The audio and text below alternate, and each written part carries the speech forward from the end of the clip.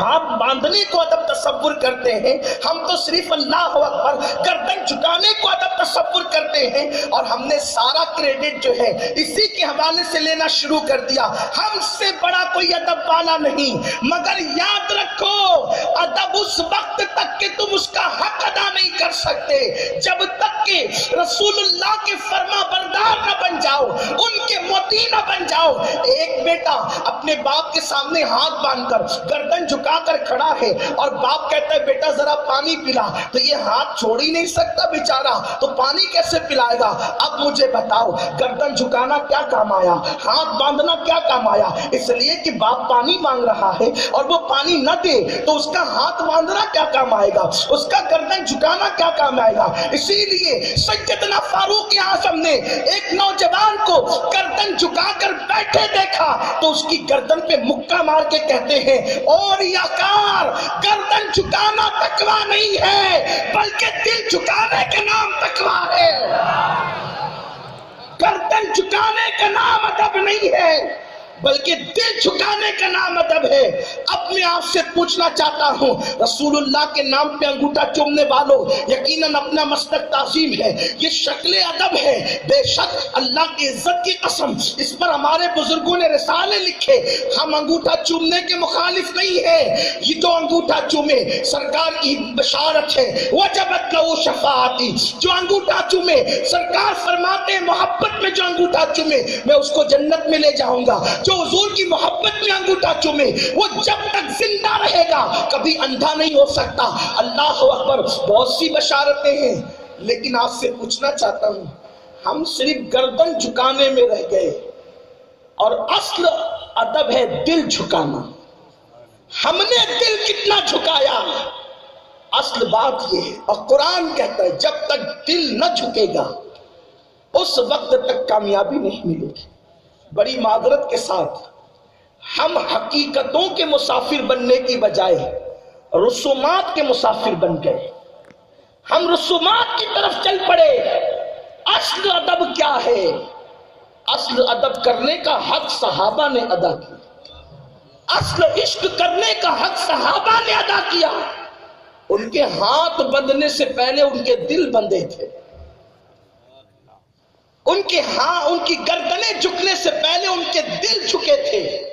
آؤ اللہ ارشاد فرماتا ہے وَمَن يُطِعِ اللَّهَ وَرَسُولَهُ فَقَدْ فَازَ فَوْزًا عَظِيمًا، جو اللہ اور اس کے رسول کا فرما بردار ہو گیا اللہ نے اس کو بڑی کامیابی عطا کر دی۔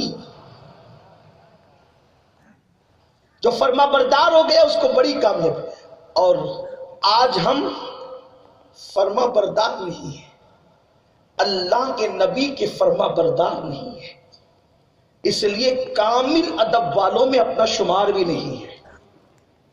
اور جو ادب والا نہیں ہو لیکن الحمدللہ ہم گستاخ بھی نہیں ہیں، کوئی اس کا مفہوم مخالف مراد نہ لے، ہم کامل ادب کی بات کرتے ہیں۔ دیکھو اللہ تبارک و تعالی نے ارشاد فرمایا اسجد لی آدم کو سجدہ کر، سب فرشتوں نے سجدہ کیا، ابلیس نے نہیں کیا۔ کیوں؟ اس لیے کہ وہ یہ سوچتا تھا اگر میں آدم کے آگے جھکوں گا تو اللہ کی جو توحید میرے دل میں وہ چلی جائے گی۔ وہ توحید بچانے کے لیے اللہ رب العزت کی نافرمانی اس نے کی، تو نافرمانی کی تو کیا ہوا؟ دیکھو حالانکہ بظاہر یہ کام ایسا لگتا ہے بظاہر کہ یہ سب اللہ کی محبت میں ہو رہا ہے، بظاہر یہی تو تھا اللہ رب العزت کی محبت میں کر رہا ہے، کیونکہ جبریل آدم کو سجدہ کر رہے اور ایک بندہ دو کو سجدہ کرے تو پھر توحید کہاں رہتی ہے؟ توحید تو وحدت کا نام ہے نا، اور وہ توحید کا ٹھیکیدار بنا کے نہیں ایک اس طرح دوسرے کو سجدہ کرے تو توحید نہیں رہتی، غیر اللہ کو سجدہ حرام ہے، تو اس نے نہیں کیا سجدہ، تو اللہ تبارک و تعالیٰ نے اس کو نکال دیا۔ کیوں نکال دیا؟ اس لیے کہ اس نے اللہ کی تعظیم نہیں کی. اس نے، میں کوئی گھما پھرا کے بات نہیں کر رہا، اس نے اللہ کی تعظیم نہیں کی. ہم اب تک یہ کہتے رہے بالکل حق ہے کہ اس نے آدم کی تعظیم نہیں کی، لیکن اس نے اللہ کی بھی تعظیم نہیں کی. کیوں؟ اس لیے کہ کسی کا نافرمان ہو جانا، کسی کا نافرمان ہو جانا اس کی تعظیم کے خلاف ہے. کیونکہ تعظیم کا اصل حق اور روح یہ ہے کہ وہ جو کہتے سمجھ میں آئے تو بھی اور نہ سمجھ میں آئے تو بھی اس پر عمل کرو. اسی کا نام تعظیم ہے.